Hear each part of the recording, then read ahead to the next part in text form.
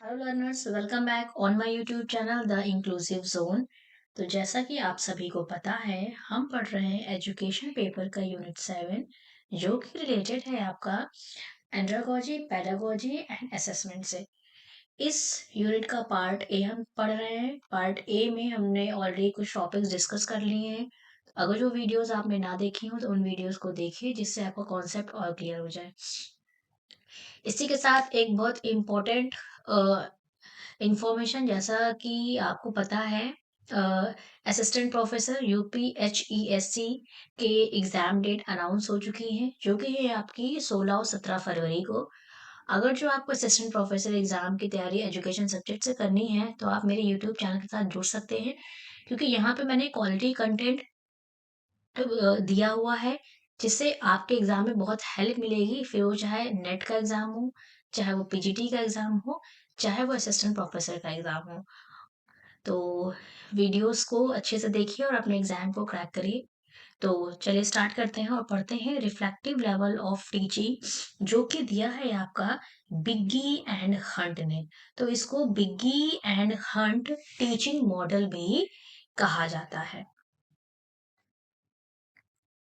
तो सबसे पहले हम डिस्कस करेंगे कि रिफ्लेक्टिव लेवल ऑफ टीचिंग में क्या क्या चीजें आती हैं।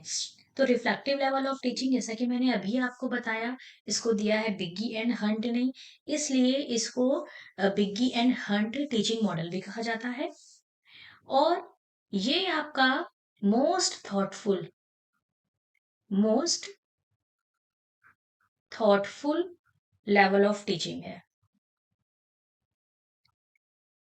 Most thoughtful level of teaching या टीचिंग आपका दिया है बिग्गी एंड हंट ने, इसको most thoughtful level of teaching कहा जाता है।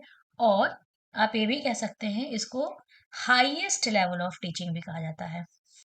The reflective level of instruction is problem based instruction.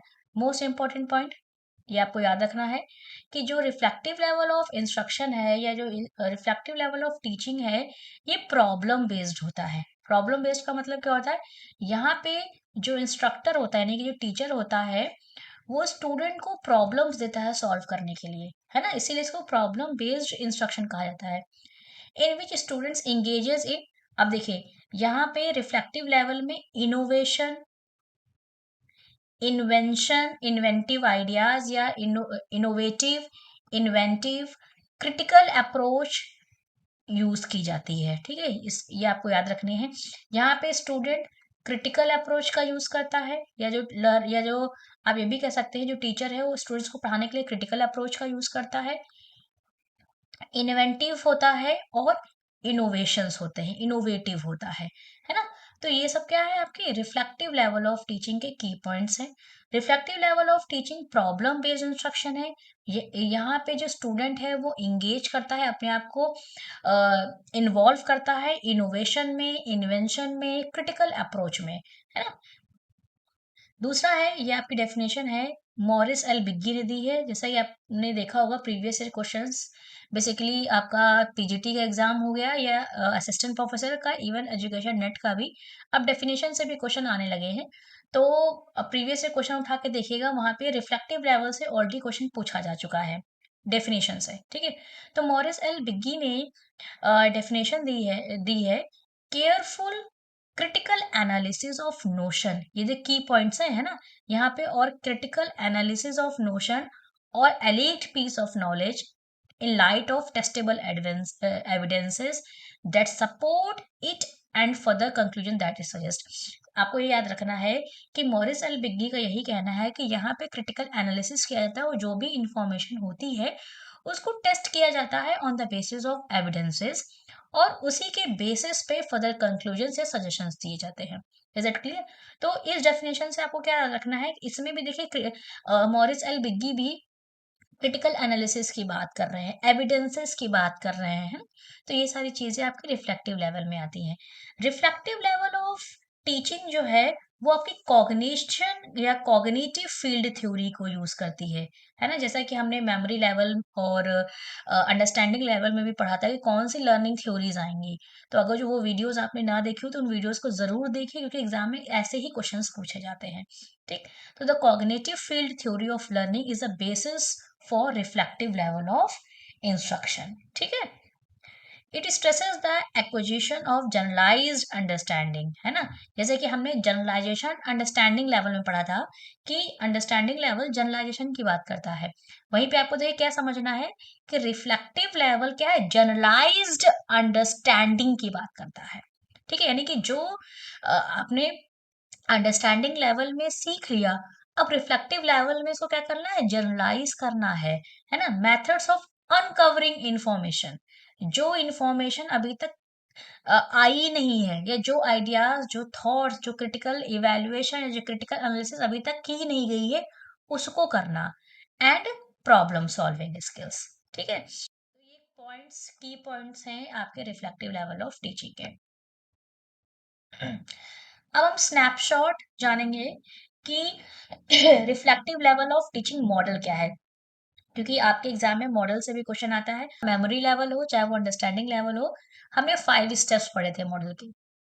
उन्हीं 5 स्टेप्स के बेसिस पे हर एक मॉडल को हमने डिस्कस किया है, और इन 5 स्टेप्स पे भी आपके क्वेश्चन पूछे जाते हैं, जिसको बोलते हैं हर्बार्टियन 5 स्टेप मॉडल।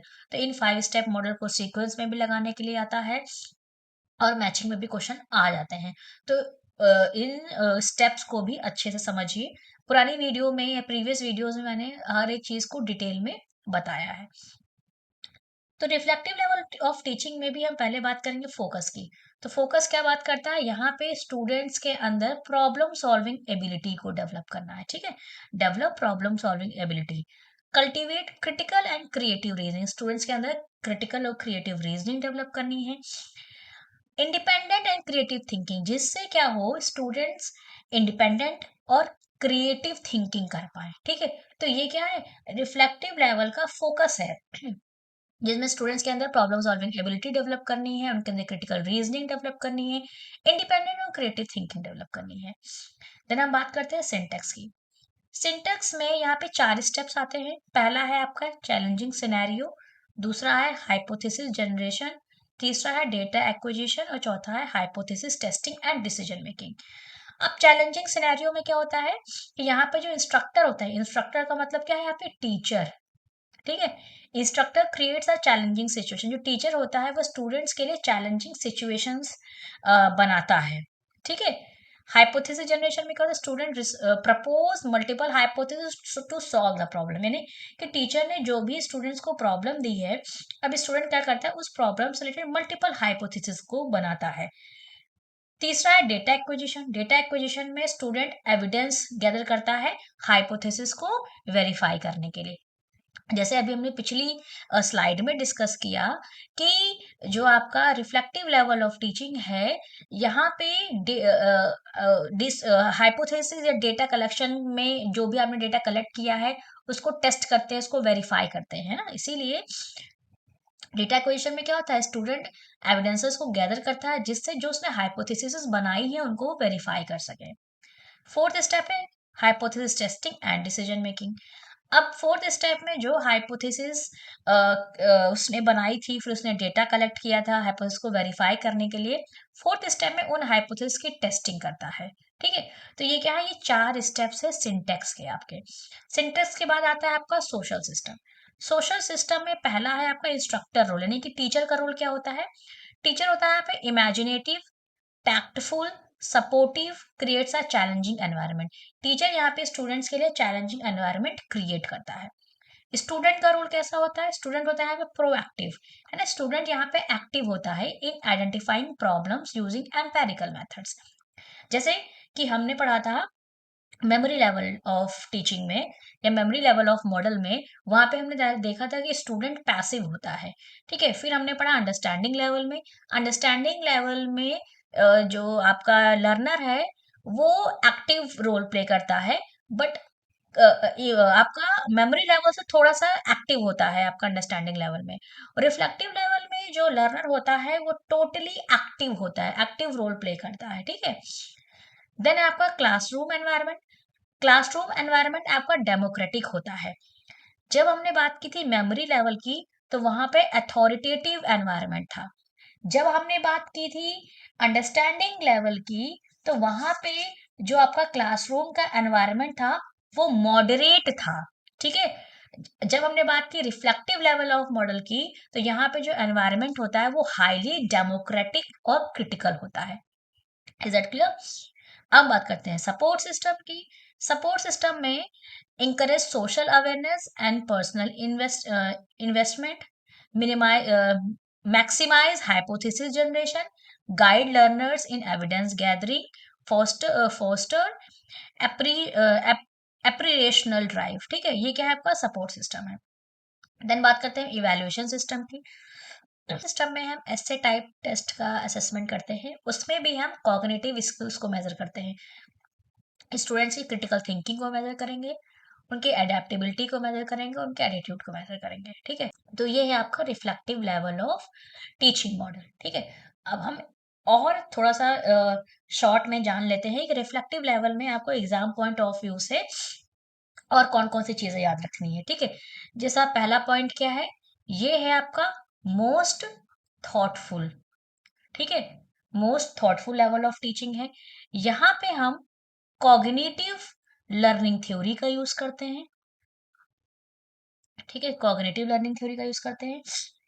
दूसरा है आपका इसका ऑब्जेक्टिव की अगर जो हम बात करें, तो यहाँ पे जो भी या हम ये कह सकते हैं कि जो लर्नर्स के जो इंसाइट्स हैं, ठीक है, develop learners insight leading independent problem solving, ठीक है। रीडिंग इंडिपेंडेंट प्रॉब्लम सॉल्विंग, यानी यहाँ पे लर्नर की इंसाइट को डेवलप करते हैं, जिससे वो अपने आप से ही जो भी उसको प्रॉब्लम दी गई है उन प्रॉब्लम्स का वो सोल्यूशन ढूंढ सके, ठीक है। अब यहाँ पे जो आपका नेचर ऑफ सब्जेक्ट मैटर होता है, यानी कि सब्जेक्ट मैटर यहाँ पे टोटली अनस्ट्रक्चर्ड होता है। ये आपको की पॉइंट्स याद रखने, यहीं से क्वेश्चन बनते हैं, ठीक है। जो आपका सब्जेक्ट मैटर है वो टोटली अनस्ट्रक्चर्ड होता है, ओपन एंडेड होता है, ठीक है, ओपन एंडेड होता है और प्रॉब्लम सेंट्रिक होता है, ठीक है। कैसा होता है? Problem centric. तो जो आपका सब्जेक्ट मैटर है जो प्रेजेंट किया जाता है लर्नर्स को, वो टोटली अनस्ट्रक्चर्ड होता है, ओपन एंडेड होता है और प्रॉब्लम सेंट्रिक होता है। वहीं पे जब हमने अंडरस्टैंडिंग लेवल की बात की थी, तो वहां पे स्ट्रक्चर्ड था, ऑर्गेनाइज्ड था और प्री प्लान्ड था, है ना। और मेमोरी लेवल में भी आपका स्ट्रक्चर्ड था, ऑर्गेनाइज था और प्री प्लान्ड था। लेकिन रिफ्लेक्टिव लेवल में अनस्ट्रक्चर्ड होगा, ओपन एंडेड होगा और प्रॉब्लम सेंट्रिक होगा, ठीक। अब हम बात करते हैं रोल ऑफ टीचर की। तो अभी हमने सोशल सिस्टम में भी डिस्कस किया कि यहाँ पे जो टीचर का रोल होता है वो टोटली डेमोक्रेटिक होता है, ठीक है। कैसा होगा? टोटली डेमोक्रेटिक होगा, कोऑपरेटिव होगा, ठीक है।